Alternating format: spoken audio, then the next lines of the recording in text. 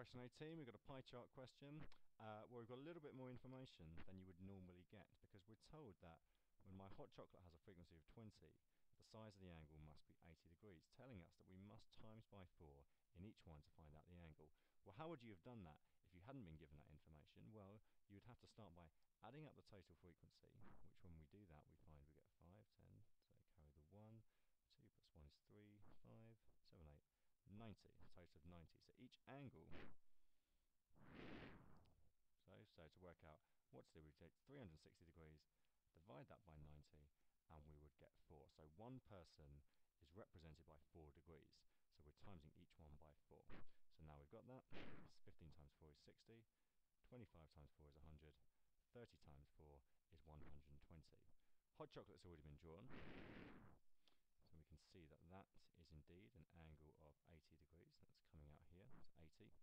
Now we want to draw our next angle, which is 60. So rotate the protractor, make sure you've got one for the exam, until we get to 0 is on my line.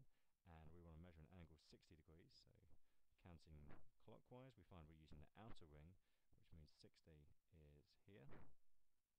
Okay, take your protractor away and draw that line in. Check your angle afterwards if you need to. So that will go all the way down there. That's fine if we go outside the circle. Do exactly the same again. This time we need to measure our angle, so make sure it's back on the centre. Don't need to make it any bigger, we just need to turn it to get 0 back on that line. There we go. And this time the angle's got to be 100. Measure round until we get to 100. Back on pen. That's that there. Take your protractor away and draw that line in. And don't forget, finally, 2 things to think about.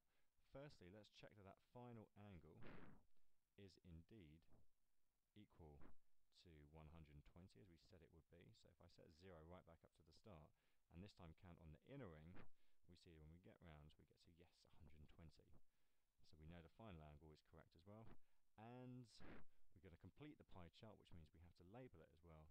So we have soup in here, coffee here, and tea in here. Well done.